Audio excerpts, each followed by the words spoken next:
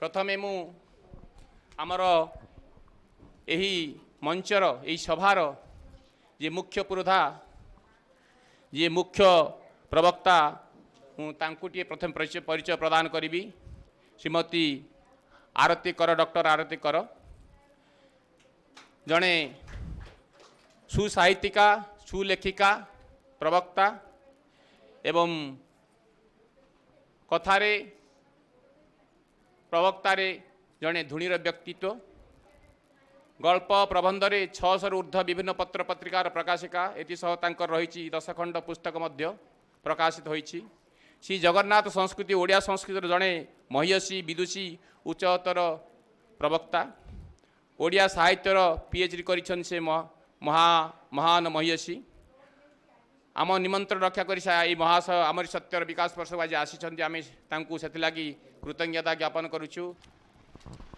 महिला सशक्तिकरण संपर्क रे जो आलोचना चक्रटी आज अनुष्ठित होउची आम पाखरे अछंती मुख्य वक्ता रूपे डॉक्टर आरती कर तांकठारु आमे सुनिबा एवं से जेतेबेले तांकर भाषण दियंती सेतेबेले समस्ते तन्मय होइकरी ताकू सुनुथांती। आउ विशेष करी तेणु मो तांकू अनुरोध करुची महिला सशक्तिकरण उपरे तांकर अभिभाषण दबा पाई। मु एति कहिबी सशक्तिकरण तार अर्थ समस्तଙ୍କ पाखरे शक्ति थाए ताको शिक्षा द्वारा, सचेतनता द्वारा, तालीम द्वारा एवं कौनसी प्रोत्साहन द्वारा जदि ताको बलवत्तर कर दी जाई पारे तेबे ताहा निश्चिंत भाव में भल काम लगी पारे। प्रत्येक घरे आमे जानिचे आमर झियो भौणी माँ एमती संपर्क समस्ते अच्छी से माने घरे नथिले आम घर भल लगे नहीं। विशेष करी सबुबले आमे अनुभव करूँ जहाँ घरे झीटे ना से सब बड़े मन मन खोजु थाए झीटे घरे रही था कि मत केते शांति लगी था। सेमती प्रत्येक महिला मानू जदि आमे उपयुक्त भाव में शिक्षा दबा, तालीम दबा एवं तांको निष्पत्ति नबारे साहाय्य करवा व्यक्तिगत भाव में एवं कर्मक्षेत्र में तांको स्वाधीनता दबा से माने जदि समाज रे सुरक्षित रही पारिबे, निज काम सुचारू रूपे परिचालित करि पारिबे तेबे निश्चिंत भाव में सेमानंकर सशक्तिकरण होइछि बोली कि आमे अनुभव करवा। सरकार अनेक गुड़िए कार्यक्रम करुचंती शिक्षा क्षेत्र में हो, कर्मजीवी महिला मान क्षेत्र में हो बा आमर जो छात्र छात्री मैंने अच्छा विद्यालय तांको हो अनेक क्षेत्र में प्रोत्साहन दौरान से प्रोत्साहन केते दूर कार्यकारी हो पारुची ता द्वारा से माने केते सशक्तिकरण हो पारुचंती ता एक प्रश्नवाची। कहीं ना आमे प्रत्येक दिन जितेबाला संवादपत्र खोलुचे सेतेबाला जो संवाद गुड़िक नारी मानक उपरे परिवेषण करा जाउती ताकू जो रूप में परिवेषण करा जाउची ताहा आम समाज प्रति एक कलंक कहले अत्युक्ति हम ना। कहीं ना डाक्तरी छात्रीटीए से मध्य सुरक्षित नुहे, कॉलेज छात्री मध्य सुरक्षित नुहे, घरे मध्य आमर जो झील मैंने अच्छा से माने आम परिवार जो लोक मैंने अच्छा सेठी मध्य से सुरक्षित नुहंती। तेणु यही परिप्रेक्षी में आमे केते दूर भाविबा जे आमे महिला मानू स्वाधीनता देचे से माने तांकर व्यक्तिगत निष्पत्ति नहीं करी कार्यकारी करें, निजर जीवनधारा को से माने सुखरे रहिबे, शांति रहिबे एवं आम मानू से माने सुख एवं शांति देवे। परिणत बयस आमे एठी अच्छे आम मानकर जो मानकर घरे स्त्रीटीए मरी जाइए से पुरुषटी केते दुखरे अच्छी केते जंत्रणार अच्छी से केवल अनुभव करे एवं से बहु मानक ठारू बा झील मानक ठारू एमानक ठारू टिके स्नेह बा आदर पाइले से अनेक दिन बंची जाए, नचेत से निश्चिंत भाव में जनकर देहांत पर 6 मास पर से झुरी झुरी की मध्य ताकू मरी जाए। आ जदि मरे नहीं तेबे तार स्मृति रे से अनेक गुड़िए तार जो क्रिएटिविटी अच्छी सृजनशीलता अच्छी ताकू लेखा माध्यम रे हो, कविता माध्यम हो, उपन्यास माध्यम हो ताकू से प्रकाश करे। तेणु आमे समस्ते स्रष्टा आमे किछि नुआ जिनस सृष्टि करि परिबा किंतु आज आरती मैडम ठारू आमे किछि सुनिबा। त्यागभूमि और वीरभूमि भावे परिचित एई माटीर सुयोग्य संतान मानंकु मोर भक्तिपूर्ण प्रणाम। आमरी सत्य परिवार समस्त सदस्यों को मोर विनम्र प्रणति। ଆଉ ସୁଧୀବୃନ୍ଦଙ୍କୁ ମୋର ନମସ୍କାର। ଏଇ ପବିତ୍ର ଭୂମି ତାର ମହନୀୟ ତ୍ୟାଗ ବଳରେ ସମାଜ ଇତିହାସ ପୃଷ୍ଠାକୁ ବେଶ ରୁଦ୍ଧିମନ୍ତ କରିପାରିଛି। ଆଜି ବି ଆମର କାନ ପାଖରେ ପ୍ରତିଧ୍ୱନିତ ହୁଏ ଏଇ ମାଟିର ସେଇ ଅମର କାହାଣୀ ରହିଛି ଏବେ କଥା। ଜୟା ପଛେ ଜୀବନ ଦେଲା ନୁଆଇ ନାହିଁ ମଥା। ଏ ହେଉଛି ସେଇ ମାଟି ଯେଉଁଠି ବକ୍ସି ଜଗବନ୍ଧୁଙ୍କର ବୀରତ୍ୱ ଫୁଟି ଉଠୁଥିଲା। ବକ୍ସି ଜଗବନ୍ଧୁ କରିଛି ପଣ କରିବ ରଣ ଛେଦିବ ଶିର ସ୍କନ୍ଧୁ। ଆଉ ଆଜି ସେମାନେ କେହି ନାହାନ୍ତି, କିନ୍ତୁ ଆଜି ବି ଏ ମାଟିର ମହନୀୟତା ରହିଛି। ପରବର୍ତ୍ତୀ କବି ଯେପରି ପଦ୍ମଚରଣ ଶୁଣାଇଥିଲେ ଯେ ଏଇ ଯେ ଦିଶୁଛି ଲାଲ ମାଟିର ଖୋର୍ଦ୍ଧାଗଡ଼। ଏସବୁ ଶୁଣିଲା ପରେ ଆପଣମାନେ ନିଶ୍ଚିତ ଭାବରେ ଉଲ୍ଲସିତ ହୋଇ ଉଠୁଥିବେ ଯେ ଆମେ ଅନ୍ତତଃ ଏଇ ମାଟିରେ ଜନ୍ମଗ୍ରହଣ କରିଛୁ। ଆଜି ବି ଆଶୁକବି ପ୍ରସନ୍ନ ପାଟ୍ଟଶାଣୀ କହନ୍ତି ଯେ ଏଇ ମାଟିର କବିତା ମୁଁ ପଢ଼େ, ଯାହାକୁ ଚୁପୁଡ଼ି ଦେଲେ ଆଜି ମଧ୍ୟ ରକ୍ତ ନିଗିଡ଼ି ପଡ଼େ। ତେଣୁ କବିଙ୍କ ଭାଷାରେ ଯେ ଏଇ ଯେ ଦିଶୁଛି ଲାଲ ମାଟିର ଖୋର୍ଦ୍ଧାଗଡ଼, ଅର୍ଥାତ୍ ଏଇ ମାଟି ଅସ୍ୱାଭାବିକ ଭାବେ ଲାଲ କାହିଁକି ହେଇଛି ନା କେବଳ ବୀରର ରକ୍ତରେ। ତେଣୁ ଦିନେ ଯେ ଇଂରେଜ ମାନେ ଯେଉଁମାନେ ନିଜକୁ ଅତି ଚତୁର ମନେ କରୁଥିଲେ, ଓଡ଼ିଶାର ସମସ୍ତ ଅଞ୍ଚଳ ତାଙ୍କ ଅଧୀନକୁ ଯାଇଥିଲେ ମଧ୍ୟ ଖୋର୍ଦ୍ଧାକୁ ସେ ନିଜ ଆୟତ୍ତକୁ ନେଇପାରି ନଥିଲେ। ଏସବୁ ଶୁଣିଲା ପରେ ନିଶ୍ଚିତ ଭାବରେ ଆମେ ସମସ୍ତେ ଗର୍ବ ଅନୁଭବ କରିବା ଉଚିତ ଯେ ଏମିତି ମାଟିରେ ଆମେ ଜନ୍ମଗ୍ରହଣ କରିବାର ସୁଯୋଗ ପାଇଛେ। କିନ୍ତୁ ଦୁଃଖର ବିଷୟ, ଆମରି ଗୃହ ଲୋକ ବିଭୀଷଣ ପରି, ଗୃହଶତ୍ରୁ ବିଭୀଷଣ ପରି ଆମରି ଲୋକ ହିଁ ଆମ ପାଇଁ ବିପଦର କାରଣ ହେଲେ। ତେଣୁ ଦିନେ ଇଂରେଜ ସରକାର ଭାଳେଣି କରିଥିଲା ଯେ ଧରିବା ନିଜ ପଥ, ଖୋର୍ଦ୍ଧାଗଡ଼ ସହଜେ ଆଉ ହେବନି କରଗତ। କିନ୍ତୁ ଆମରି ଲୋକଙ୍କ ଦ୍ୱାରା ଆମେ ପୁଣି ପରାଧୀନ ପାଲଟି ଗଲେ। କିନ୍ତୁ ସମୟ ଚିହ୍ନାଇ ଦେଲା ପ୍ରକୃତରେ କିଏ କ'ଣ। ତେଣୁ ଆଜି ବି ସେମାନେ କେହି ଆମ ଗହଣରେ ନାହାନ୍ତି, କିନ୍ତୁ ଆମେ ମନେ ପକାଇବା ଏଇ ମାଟିର ସେଇ ବୀର ସନ୍ତାନ, ସେ ଜୟୀ ରାଜଗୁରୁ ହୁଅନ୍ତୁ, ବକ୍ସି ଜଗବନ୍ଧୁ ହୁଅନ୍ତୁ, ଦଳବେହେରା ହୁଅନ୍ତୁ, କୃତିବାସ ପାଟ୍ଟଶାଣୀ ହୁଅନ୍ତୁ ବା ରଘୁ ଦିବାକର ହୁଅନ୍ତୁ, ତାଙ୍କର ସମସ୍ତଙ୍କ ଉଦ୍ଦେଶ୍ୟରେ ମୋର ପୁଣି ଥରେ ବିନମ୍ର ପ୍ରଣତି। କବି ସଚୀ ରାଉତରାୟଙ୍କ ଭାଷାରେ ସେମାନେ ସବୁ ମରିଯାଇଛନ୍ତି ଯେ ମୃତ୍ୟୁ ସମସ୍ତଙ୍କ ଜୀବନରେ ନିଶ୍ଚୟ ଆସିବ, ଏଥିରେ କିଛି ନୂଆ କଥା ନାହିଁ। କିନ୍ତୁ ସେମାନଙ୍କର ମୃତ୍ୟୁ ହେଉଛି ଅଲଗା। ଚମ୍ପକ ସମ ସେ ଯେ ସୌରଭ ରଖିଗଲା ମରି, ମରଣ ପାରିଲା ନାହିଁ କଦାପି ତ ଛୋଟ ତାକୁ କରି, ମରଣ ପାରିଲା ନାହିଁ କଦାପି ତ ଛୋଟ ତାକୁ କରି। ଏ ହେଉଛି ସେଇ ମାଟି। ପୁଣି ଥରେ ଏ ମାଟିକୁ ମୋର ବିନମ୍ର ପ୍ରଣାମ। ଆଜିର ବିଷୟବସ୍ତୁ ରଖାଯାଇଛି ଯେ ନାରୀ ସଶକ୍ତିକରଣ। ଏଇ ଟିକକ ପୂର୍ବରୁ ଆ ଉପରେ କବି ସମ୍ମିଳନୀ ମଧ୍ୟ ଚାଲିଥିଲା। ବେଶ ସମୃଦ୍ଧ କବିତାମାନ ମଧ୍ୟ ଆବୃତ୍ତି କରାଯାଉଥିଲା। ନାରୀ ସଶକ୍ତିକରଣ ଅର୍ଥାତ୍ ଆମ ସମାଜରେ ନାରୀର ପ୍ରଗତି। ଆଜି ଆମେ ଯଦି ଅନୁଧ୍ୟାନ କରିବା, ତେବେ ଆଜିର ନାରୀ ଶିକ୍ଷା, ସଭ୍ୟତା, ଚଳଣି, ବେଶ ପୋଷାକ ଏ ସବୁଥିରେ ନିଶ୍ଚିତ ଭାବରେ ବେଶ ଆଗେଇ ପାରିଛି। କିନ୍ତୁ ଆମ ମାନସିକତାରେ ନାରୀକୁ ନେଇ ସେମିତି କିଛି ପରିବର୍ତ୍ତନ ଆମେ ଲକ୍ଷ୍ୟ କରୁନେ। ଯଦିଓ ଆମେ ଭାଷଣ ମାଧ୍ୟମରେ ବେଶ ବଡ଼ ବଡ଼ କଥା କହୁଛେ ଯେ ନାରୀ ହେଉଛି ତ୍ରିଶକ୍ତିର ଅଧିକାରିଣୀ। ଗୋଟିଏ ପଟେ ସେ ଧନଦାତ୍ରୀ, ସେ ବିଦ୍ୟାଦାତ୍ରୀ, ସେ ମଧ୍ୟ ଶକ୍ତିଦାତ୍ରୀ ବା ରକ୍ଷାକର୍ତ୍ରୀ ରୂପେ ଏ ଜଗତକୁ ରକ୍ଷା କରୁଛି।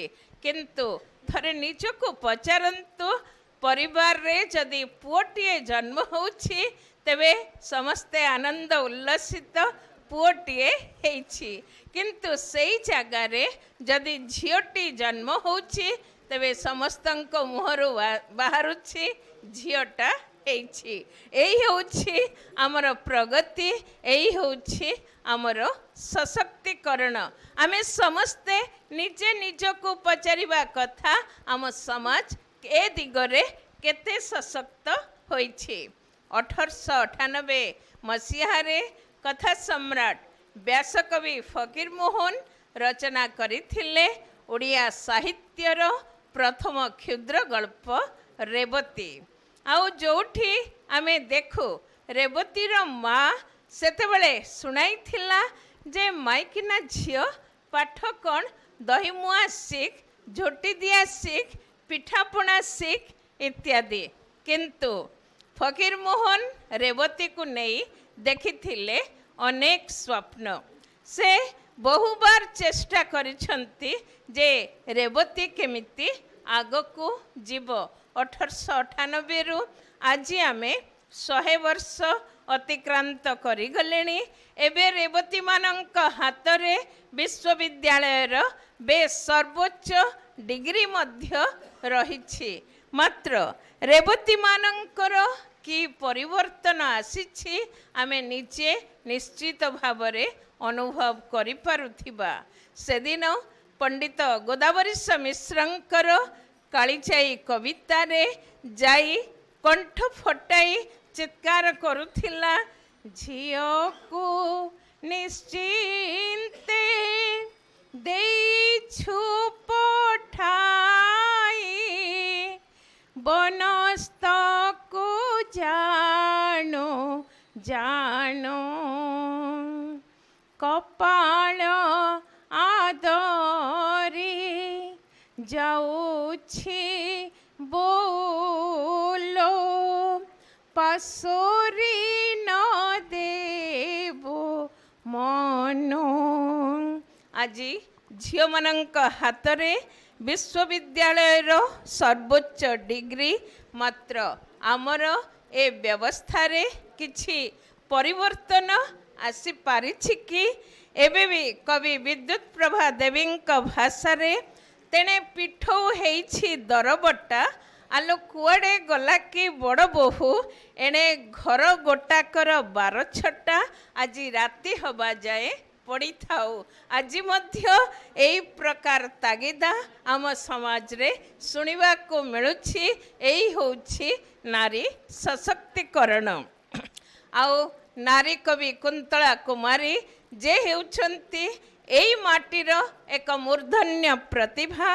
ନିଜେ ଡାକ୍ତର, ବାପା ମଧ୍ୟ ଡାକ୍ତର, ସୁଦୂର ବର୍ମାରେ ଜନ୍ମଗ୍ରହଣ କଲେ, ବିଭିନ୍ନ ଦେଶ ବିଦେଶରେ ପରିଭ୍ରମଣ କଲେ। ମାତ୍ର କେତେ ହାହୁତା ସମୟ ଥିଲା ତାଙ୍କର ଜୀବନ। ଏମିତି ଜଣେ ବ୍ରହ୍ମଚାରୀ ତାଙ୍କ ଜୀବନରେ ଆସିଲେ ଯେ ତାଙ୍କ ଜୀବନ ରୂପକ ଗଙ୍ଗଶିଉଳି ଅକାଳରେ ମଉଳିଗଲା। ମାତ୍ର 39 ବର୍ଷ ବୟସରେ ଲିଭିଗଲା ତାଙ୍କର ଜୀବନ ଦୀପ। ଏତେ ସଭ୍ୟ ଶିକ୍ଷିତା ହୋଇ ମଧ୍ୟ ସେ ହାରିଗଲେ। ଆମେ ଚିନ୍ତା କରିବା, ଏହା ହିଁ ହେଉଛି ଆମର ସଶକ୍ତିକରଣ। କିନ୍ତୁ କିଏ ରଖୁଛି ଏସବୁର ହିସାବ? ଅତୀତରେ ଅପାଠୋଇ ଝିଅଟି ବିବାହ ପୂର୍ବରୁ କାନ୍ଦଣା ସବୁ ଘୋଷି ଘୋଷି ମନେ ରଖୁଥିଲା, ଆଉ ଶାଶୁଘରକୁ ଗଲାବେଳକୁ କଣ୍ଠରୁ ତାର ଝରି ପଡ଼ୁଥିଲା, କୃଷ୍ଣ ମାୟା କଲେ ଗୋପୀଙ୍କ ପାଇଁଲୋ ବୋଉ, ବାପା ମାୟା କଲେ ମୋହରି ପାଇଁଲୋ ବୋଉ। ମାତ୍ର ଆଜି କାନ୍ଦିବାରେ ସେ ସାଙ୍ଗୀତିକତା ନଥିଲେ ମଧ୍ୟ ଆମେ ସମସ୍ତେ ଦେଖୁଛେ କେଉଁଠି ଯୌତୁକ ପାଇଁ ନିର୍ଯାତନା, ତ ଆଉ କେଉଁଠି ଅଧିକା କନ୍ୟା ସନ୍ତାନକୁ ଜନ୍ମ ଦେଉଛି ବୋଲି ସେଠି ମଧ୍ୟ ନିର୍ଯାତନା। ବିଚରା ଝିଅଟିର ଆଖିରୁ କେବେ ଲୁହ ଶୁଖୁନି। ଏହା ହିଁ ହେଉଛି ଆମର ପ୍ରଗତି, ଏହା ହିଁ ହେଉଛି ଜଗତୀକରଣ ଯୁଗରେ ନାରୀର ଅବସ୍ଥା, ଏହା ହିଁ ହେଉଛି ନାରୀ ସଶକ୍ତିକରଣ। ଆମେ ଏବେ ବି ସେମିତି ଏକ ରକ୍ଷଣଶୀଳ ପରିବେଶ ମଧ୍ୟରେ ରହିଛେ, ଯେଉଁଠି ପୁଅଟିଏ ଯେତେବେଳେ ଫେରିଲେ ମଧ୍ୟ ତାକୁ କେହି ପ୍ରଶ୍ନ କରେ ନା ସେ କେଉଁଠି ଥିଲା, ବରଂ ଏହା ସମାଜରେ ପ୍ରମାଣ କରେ ତାର କାର୍ଯ୍ୟଦକ୍ଷତା ବା ତାର କର୍ମ ପ୍ରବଣତା ସମ୍ପର୍କରେ। କିନ୍ତୁ ସେହି ସ୍ଥାନରେ ଝିଅଟି ଯେଡ଼େ ବଡ଼ ପଦବୀରେ ଥାଉ ମଧ୍ୟ ସେ ଫେରିବାରେ ଯଦି ଟିକେ ବିଳମ୍ବ ହେଇଯାଏ, କେତେ ପ୍ରଶ୍ନବାଚୀ ତାକୁ କେତେ ଜଣଙ୍କୁ ସେ ଉତ୍ତର ଦେବ ଯେ ତାର କାର୍ଯ୍ୟ ବ୍ୟବସ୍ଥା ସମ୍ପର୍କରେ। ଏହା ହିଁ ହେଉଛି ଆମର ପ୍ରଗତି। ଆଜି ସଶକ୍ତିକରଣ କହିଲେ ଏତିକି ହେଇଛି ଯେ ଅଧିକା ସଂଖ୍ୟାରେ ନାରୀ ନିଶ୍ଚିତ ଭାବରେ ଶିକ୍ଷିତ ହୋଇଛନ୍ତି, କର୍ମଜୀବୀ ହୋଇପାରିଛନ୍ତି। ଏହା ଆମେ ସମସ୍ତେ ସ୍ୱୀକାର କରିବା, ଆଉ ସମାଜରେ ବେଶ ମର୍ଯ୍ୟାଦାଜନକ ସ୍ଥାନ ମଧ୍ୟ ସେମାନେ ପାଇପାରିଛନ୍ତି। ଏଥିପାଇଁ ଆମେ ମନେ ପକାଇବା ଏଇ ମାଟିର ଯେଉଁମାନେ କେତେ ସଂଗ୍ରାମ କରି ନାରୀମାନଙ୍କ ପାଇଁ ଅନ୍ତତଃ ଏତିକି ସୁବିଧା ଆଣିପାରିଲେ, ସେମାନଙ୍କ ମଧ୍ୟରେ ଯେ ଧନ୍ୟା ସରୋଜିନୀ ନାଇଡୁ, ବିଜୟଲକ୍ଷ୍ମୀ ପଣ୍ଡିତ, ଇନ୍ଦିରା ଗାନ୍ଧୀ, ରମା ଦେବୀ, ନନ୍ଦିନୀ ଶତପଥୀ ଓ ଆଜିର ମହାମହିମ ରାଷ୍ଟ୍ରପତି ଦ୍ରୌପଦୀ ମୁର୍ମୁ, ଆମେ ଏମାନଙ୍କୁ କେବେ ହେଲେ ଭୁଲିଯିବା ନାହିଁ। ସେଇମାନଙ୍କର ଉଦ୍ୟମ ହିଁ ଆଜି ନାରୀକୁ କିଛି ମାତ୍ରାରେ ଅନ୍ତତଃ ଆଗେଇ ନେଇଛି। ତେଣୁ ନାରୀ ଆଜି ବହୁ ଭାବରେ ଆଗେଇଛି।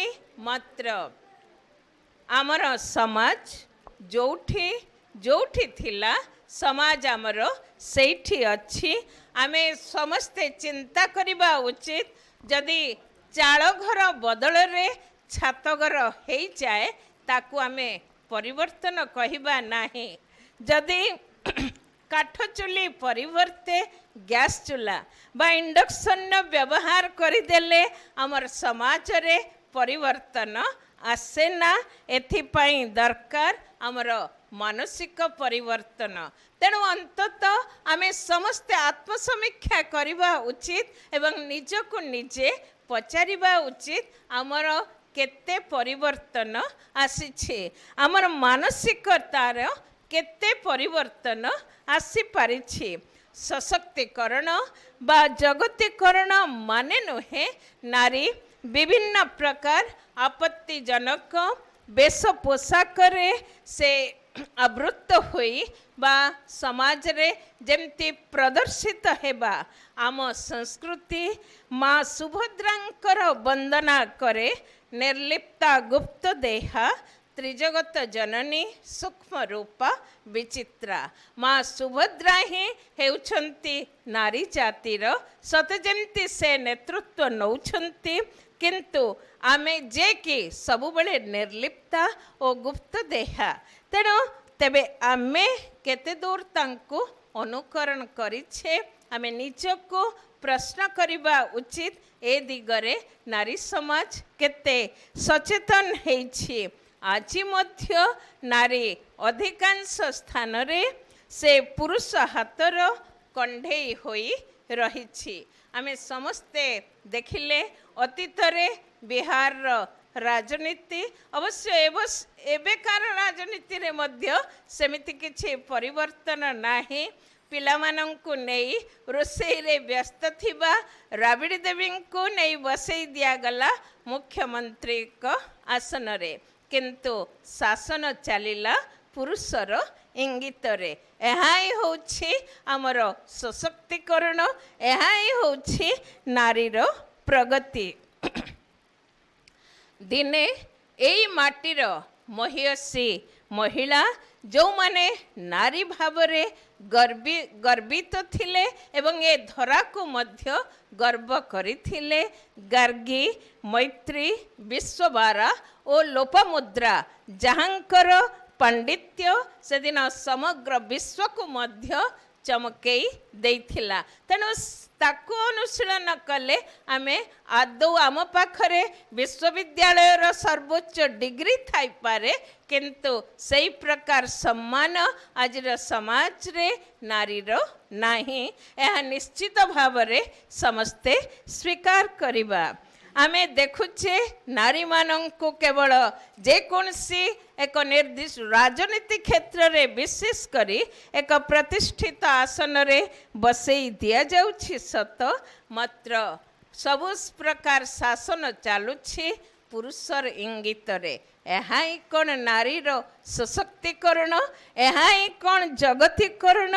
ଆମର ମାଟିରେ ଦିନେ ଆଜି କେତେ ବାଦ ବିସମ୍ବାଦ ଫଳରେ, କେତେ ତର୍କ ବିତର୍କ ଫଳରେ ସାର୍ଟିଫିକେଟ୍ ହେଉ ବା ଫର୍ମ ଫିଲ୍ଅପ୍ ହେଉ, ଯେଉଁଥିରେ କି ବାପାମାନଙ୍କ ନାଁ ସାଙ୍ଗରେ ମାଆମାନଙ୍କର ନାଁ ମଧ୍ୟ ରହିଲା। କିନ୍ତୁ ଆମେ ଯଦି ଆମର ଅତୀତକୁ ଦେଖିବା, କେଉଁ ପ୍ରାଚୀନ କାଳରୁ ମଧ୍ୟ ଏ ବ୍ୟବସ୍ଥା ରହିଥିଲା। ଆମେ ସେମିତି କିଛି ନୂଆ କରିକି ଦେଖେଇନୁ, ଯାହାକି ଜାବାଳ ପୁତ୍ର ସତ୍ୟକାମ ଏହାର ଜ୍ୱଳନ୍ତ ନିଦର୍ଶନ। ସେଦିନ ବିଦ୍ୟା ଶିକ୍ଷା କରିବା ନିମନ୍ତେ ଯେତେବେଳେ ବା ସେଇ ପିଲାଟି ଯାଇ ଋଷିଙ୍କ ଆଶ୍ରମରେ ପହଞ୍ଚିଲା, ଋଷି ସେଦିନ ପ୍ରଶ୍ନ କରିଥିଲେ, ତୋ ବାପାଙ୍କ ନାମ କ'ଣ? ପିଲାଟି ଜାଣେ ନା ବାପାଙ୍କ ନାଁ କ'ଣ। ତେଣୁ ସେ ଛୁଟି ଆସିଥିଲା ମା ଜାବାଳଙ୍କ ନିକଟକୁ ଏବଂ ମାଙ୍କୁ ଧରି ଯାଇଥିଲା। ଯେ ମାଙ୍କୁ ପଚାରିଲା, ମା ବାପାଙ୍କ ନାଁ କ'ଣ? ମା ପୁଅକୁ ସେ ଉତ୍ତର ନ ଦେଇ କହିଲେ, ଚାଲ ମୁଁ ଗୁରୁଙ୍କୁ କହିବି ତୋ ପିତାଙ୍କ ନାଁ କ'ଣ। ଏବଂ ନିଜେ ଜାବାଳ ପହଞ୍ଚିଥିଲେ ଗୁରୁ ଗୌତମ ଋଷିଙ୍କ ପାଖରେ ଏବଂ ଅତି ଅସହାୟ ହୋଇ କହିଥିଲେ, ହେ ପ୍ରଭୁ, ଏହା ହିଁ ହେଉଛି ମୋ ଜୀବନର ନିଚ୍ଛକ ସତ୍ୟ। ଏଇ ଗ୍ରାମର ଶ୍ରେଷ୍ଠୀଙ୍କ ଘରେ ଦୁଃଖ ଧନ୍ଦା କରି ମୁଁ ମୋର ଜୀବିକା ନିର୍ବାହ କରେ। ସେଠିକୁ କେତେ ଅତିଥି ଅଭ୍ୟାଗତ ଆସିଥାନ୍ତି, ଆଉ ସମସ୍ତଙ୍କୁ ସନ୍ତୁଷ୍ଟି ପ୍ରଦାନ କରିବା ମଧ୍ୟ ମୋର ଅନ୍ୟତମ କାମ। ତେଣୁ ମୁଁ ନିଜେ ବି ଜାଣେ ନା ମୋ ପୁତ୍ରର ପିତା କିଏ। ଏଥିରେ ଆଶ୍ଚର୍ଯ୍ୟ ହୋଇଯାଇଥିଲେ ସେଦିନ ଗୌତମ ଋଷି। ଜଣେ ନାରୀ ନିଜ ଜୀବନର ଏ ପ୍ରକାର ନିବୃତ୍ତ ଏକ ସତ୍ୟକୁ ଏମିତି ନିଚ୍ଛକ ଭାବରେ, ନିଚ୍ଛକ ସତ୍ୟକୁ ଏମିତି ଉଦ୍ଘାଟନ କରିଦେଇପାରେ ବୋଲି ଏବଂ କହିଲେ, ଆଦୌ ବ୍ୟତିବ୍ୟସ୍ତ ହେବାର ନାହିଁ, ଏବେ ପରିଚିତ ହେବ ଜାବାଳ ପୁତ୍ର ସତ୍ୟକାମ ନାମରେ। ତେଣୁ ଆଜି ଆମେ ଫର୍ମ ଫିଲ୍ଅପ୍ ବେଳେ ସାର୍ଟିଫିକେଟ୍ରେ ମା ନାଁ ଲେଖି ଯଦି ନିଜକୁ ଗୌରବାନ୍ୱିତ କରୁଥିବା ଯେ ଆମେ ଖୁବ୍ ଗୁଡ଼ାଏ କରିଦେଲେ, ଆଦୌ ଆମେ କରିନେ। ବହୁ ପୂର୍ବରୁ ମଧ୍ୟ ଆମ ପ୍ରାଚୀନ ସଂସ୍କୃତିରେ ମଧ୍ୟ ଏହା ରହିଛି। ତେଣୁ ସେଦିନ ଗୋଟେ ନାରୀ ତା ଜୀବନର ନିଗୂଢ଼ ସତ୍ୟକୁ ପ୍ରକାଶ କରି ଯାଇଥିଲା, ଯେଉଁଠି ଗୁରୁଙ୍କ ମୁଣ୍ଡ ମଧ୍ୟ ନଇଁ ଯାଇଥିଲା ସେଇ ନାରୀ ନିକଟରେ। ଆଜି ସେଇ ପ୍ରକାର ଚିହ୍ନରା ଗ୍ରାହକମାନଙ୍କର ନିଶ୍ଚିତ ଭାବରେ ଏ ସମାଜରେ ଯଥେଷ୍ଟ ଅଭାବ। ତା ନହେଲେ ନାରୀ ଆଜି ଏତେ ଅବହେଳିତ ହୁଅନ୍ତା ନାହିଁ। ଯେଉଁମାନେ ନାରୀକୁ ବିପଦ ମଧ୍ୟକୁ ଠେଲି ଦିଅନ୍ତି, ଅପରପକ୍ଷରେ ସେଇମାନେ ମଧ୍ୟ ବେଶ ସାଧୁ ଭାବରେ ଏହି ସମାଜରେ ବାହାବା ନିଅନ୍ତି। ଏଇ ହେଉଛି ଆମର ସଶକ୍ତିକରଣ। ତେଣୁ ଆମର ଏବେ ଦେଖିବା ଯେ ମହିଳାଙ୍କ ପାଇଁ ଅଧିକାଂଶ କ୍ଷେତ୍ରରେ ସଂରକ୍ଷଣର ବ୍ୟବସ୍ଥା ମଧ୍ୟ ରହିଛି, ମାତ୍ର କେତେଜଣ ମହିଳା ସ୍ୱାଧୀନ ଭାବେ ନିଜର କର୍ତ୍ତବ୍ୟ ସମ୍ପାଦନ କରୁଛନ୍ତି। ଯଦି ମହିଳାମାନେ ତାଙ୍କର କର୍ତ୍ତବ୍ୟ ସମ୍ପାଦନ କରୁଥାନ୍ତେ, ତେବେ ଆମେ ପ୍ରତିଦିନ ସମ୍ବାଦପତ୍ର ହେଉ, ଟେଲିଭିଜନ ହେଉ, ଦେଖିବେ ଯେ ସରପଞ୍ଚଙ୍କ ସ୍ୱାମୀ ନିହତ, ସରପଞ୍ଚ ବା ମହିଳା ଯେ ବ୍ଲକ ଚେୟାରମ୍ୟାନଙ୍କର ଦିଅରଙ୍କୁ ଘେରାଉ, ଏ ପ୍ରକାର ସମ୍ବାଦ ଆସୁଛି କାହିଁକି? ଏହା ପ୍ରମାଣ କରିଦେଉଛି ଯେ ଜଣେ ଜଣେ ମହିଳା କେବଳ ପୁରୁଷ ହାତରେ କଣ୍ଢେଇ ସଦୃଶ ରହିଛନ୍ତି। ତେବେ ଜାତିର ପିତା ମହାତ୍ମା ଗାନ୍ଧୀ ଦିନେ କହିଥିଲେ, ଯେଉଁଦିନ ଅର୍ଦ୍ଧରାତ୍ରିରେ ଜଣେ ନାରୀ ନିର୍ଭୟରେ ରାଜରାସ୍ତାରେ ଯାଇପାରିବ, ଆମେ ସେଇଦିନ ସମସ୍ତେ ଅନୁଭବ କରିବା ଯେ ନାରୀ ସ୍ୱାଧୀନତା ଆସିଗଲା। ଆମେ ନିଜେ ସମସ୍ତେ ନିଜକୁ ପ୍ରଶ୍ନ କରିବା ଉଚିତ ଯେ ରାଜରାସ୍ତା ତ ଦୂରର କଥା, ଆଉ ରାତି 12ଟା ତ ଦୂରର କଥା, ସ୍ପଷ୍ଟ ଦିବାଲୋକରେ ମଧ୍ୟ ଆଜି ନାରୀ ସୁରକ୍ଷିତ ନୁହେଁ। ଏପରିକି ଏମିତି ସମୟ ଆସିଯାଇଛି ଯେଉଁଠି ସ୍ୱାମୀ ପାଖରେ ମଧ୍ୟ ସ୍ତ୍ରୀ ସୁରକ୍ଷିତ ନୁହେଁ। ଏ ପ୍ରକାର ଘଟଣା ମଧ୍ୟ ଅନେକ ଆମ ଆଖି ଆଗକୁ ଆସୁଛି। କେଉଁଠି ସ୍ତ୍ରୀକୁ କାଟି ଖଣ୍ଡ ଖଣ୍ଡ କରି ଫ୍ରିଜରେ ରଖାଗଲାଣି ତ ଆଉ କେଉଁଠି ତାକୁ ପେଟ୍ରୋଲ ଢାଳି ନିଆଁ ଲଗେଇ ଦିଆଗଲାଣି। ଏଇ ହେଉଛି ଆମର ସଶକ୍ତିକରଣ। ତେଣୁ ଆମେ ସମସ୍ତେ ନାରୀ ମଧ୍ୟ ନିଜର ସମ୍ମାନ ପ୍ରତି ସଚେତନ ହେବା ଉଚିତ। କହିଲେ କୂଳ କୁଟୁମ୍ବକୁ ଲାଜ, ନ କହିଲେ କୂଳ ଭାସି ଯାଉଛି ରୀତିରେ ଆମେ ଏମିତି ସମୟରେ ପହଞ୍ଚିଲେ ଯେଉଁ ନାରୀ ଏକ ସମ୍ମାନର ବା ବସ୍ତୁ ଭାବେ ପୂଜା ପାଉଥିଲା, ଆଜି 4 କୋଟି ଜନତା ମଧ୍ୟରୁ 1 କୋଟି ହେଉଛନ୍ତି ସୁଭଦ୍ରା। ଅର୍ଥାତ୍ ଯେଉଁମାନଙ୍କର କିଛି ରୋଜଗାର କରିବାର ସାମର୍ଥ୍ୟ ନାହିଁ। ଏହା କ'ଣ ନାରୀ ସମାଜ ପ୍ରତି ଅପମାନ ନୁହେଁ? ତେଣୁ ଆଦୌ ଏ ପ୍ରକାରର ସେଇ ସୁଭଦ୍ରା ନୀତିରେ ସାମିଲ ହୋଇ ଆମେ ସଶକ୍ତ ହୋଇଛେ ବୋଲି ଡିଣ୍ଡିମ ପିଟିବାର କିଛି ବାହାଦୁରୀ ନାହିଁ। ସୁଭଦ୍ରା ଅର୍ଥାତ୍ ଯେଉଁମାନେ ଅକର୍ମଣ୍ୟ, ଯେଉଁମାନଙ୍କର କିଛି ସାମର୍ଥ୍ୟ ନାହିଁ। ସତରେ କ'ଣ ଆମେମାନେ ଏତେ ଅପାରଗ? ତେଣୁ ଏ ପ୍ରକାର ଆତ୍ମସମ୍ମାନ ନିଜେ ନାରୀ ହିଁ ତା ପାଇଁ ତିଆରି କରୁ।